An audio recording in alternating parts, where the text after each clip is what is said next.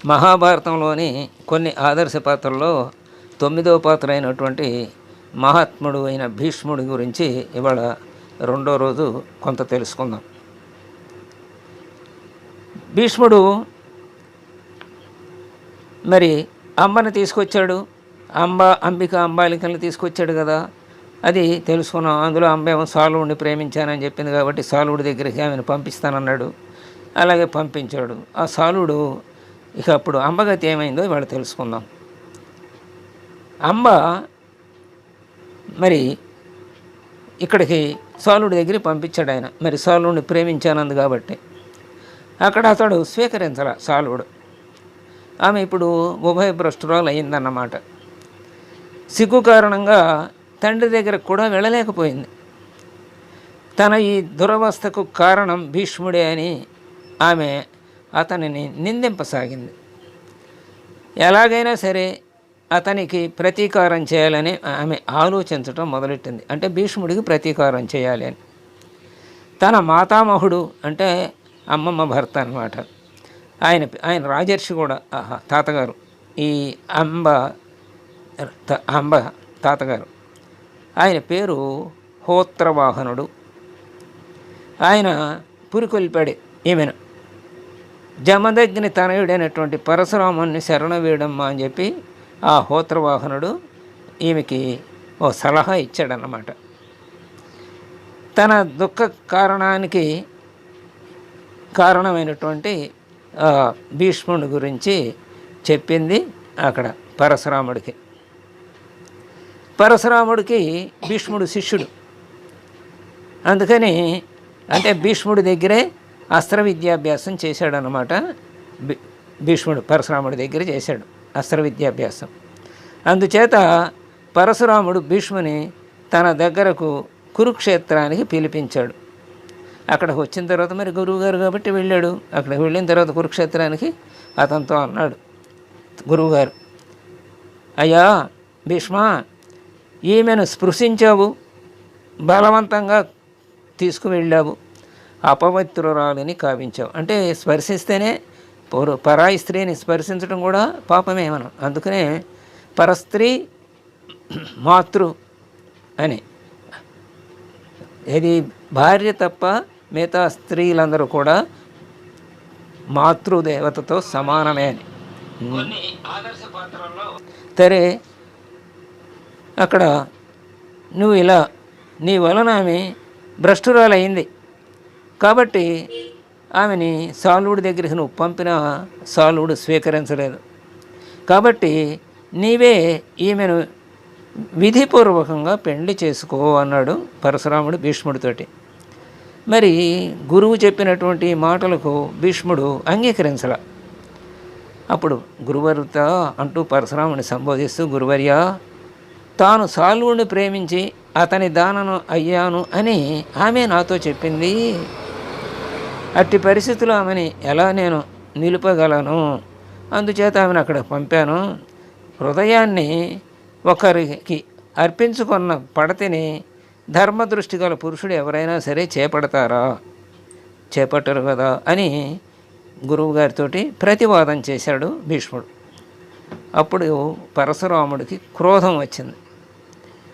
భీష్మ, ఇంతకుముందు నేను 21 మారులు ఈ భూమండలం ఉన్న క్షత్రియులను అందరినీ అంతం చేశాను, అది వినలేదా నీవు అన్నాడు.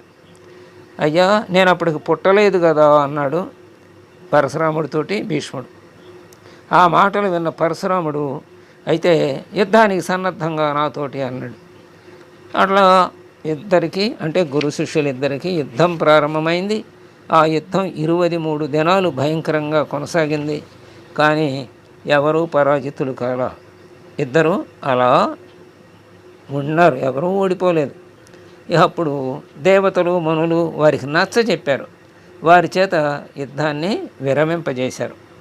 ఈ విధంగా భీష్ముడు తన గురువైనటువంటి పరశురాముని మాటను కూడా తిరస్కరించాడు. తన శపథానికి కట్టుబడి ఉన్నాడనమాట. కాబట్టి ధర్మం నుంచి పక్కకి రా అని గురువు చెప్పినా సరే విననక్కరలేదు. ధర్మానికి కట్టుబడి ఉండాలి అని మన పురాణాలు అవన్నీ మనకి చెబుతున్నాయి అన్నమాట. తన అద్భుత పరాక్రమంతో పరశురాముని వంటి అద్వితీయమైనటువంటి ధనుర్ధారిని కూడా ఎదురించి నిలిచినవాడు భీష్ముడు. అంటే సత్యప్రతిజ్ఞ పాలనానికి, మహావీరత్వానికి ఇంతకంటే పరాకాష్ట వేరేమీ ఉండదన్నమాట. అంతటి పరాకాష్ట స్థితికి చేరాడు ఆ రెండింటి విషయాల్లో, ఆ రెండు వీరత్వంలోనూ సత్యప్రతిజ్ఞ పాలనలో. మహాభారత యుద్ధంలో కౌరవపక్షానికి చెందిన యోధుల్లో అగ్రగణ్యుడు ఒక్క భీముడు మాత్రమే. ఆ కారణంగానే ఈయనకి ప్రప్రథమ సైన్యాధిపతి గౌరవం దక్కింది. మరి పాండవులకు కౌరవులకు ఇద్దరికి పితామహుడే కదా. ఆ కారణంగా అతనికి ఇరు వర్గాల వారి యందు ప్రేమ, ఆదరాలు, సహానుభూతి సమానంగా ఉండేవి. ఇద్దరిని సమానంగానే ప్రేమించేవాడు. దుర్మార్గులైన దుర్యోధనాదుల్ని, వీళ్ళు సన్మార్గులైన పాండవుల్ని కూడా సమానంగా ప్రేమించేవాడు. ఇద్దరి అంటే ఇరుపక్షాల వారి క్షేమాన్ని సమానంగా కోరేవాడు. అయినా ధర్మము, న్యాయము పాండవుల పక్షాన ఉందని తెలిసి అతడు వారి ఎడల విశేష ఆదరాన్ని, సహానుభూతిని ప్రదర్శించేవాడు. మనసారా వారి విజయాన్ని అభిలషించేవాడు. అయినా యుద్ధంలో మాత్రం వారి తోడ పక్షపాత బుద్ధిని ఈషణ మాత్రము చూపించలేదు. ప్రాణాలను ఒడ్డి గెలవటానికే ప్రయత్నించాడు. మరి మహాభారత యుద్ధం 18 రోజులు జరిగింది. అందులో 10 రోజులు ఈయనే కౌరవులకు సేనకు నాయకత్వం వహించాడు. ఆ 10 దినాల్లో ఆయన పాండవ పక్షం వారిని ఎందరో వీరులను, సైనికులను సంహరించాడు. వేలాది లక్షలాది మందిని కూడా ఆయన సంహరించాడు. యుద్ధంలో అర్జునుని ప్రాణరక్షణ కోసం సైతం తాను శస్త్రం చేత వాడను కానని మరి రథం దిగి నిలిచి అతన్ని ఎదిరించక తప్పలేదు అట్లాంటి కృష్ణుడు. నేను ఆయుధం చేపట్టను అన్నటువంటి కృష్ణుడు అర్జునుని ప్రాణరక్షణ కోసం రథం దిగి చక్రం చేతబట్టి ఆయన భీష్ముడిని చంపటానికి ఉద్యుక్తుడయ్యాడు. అంటే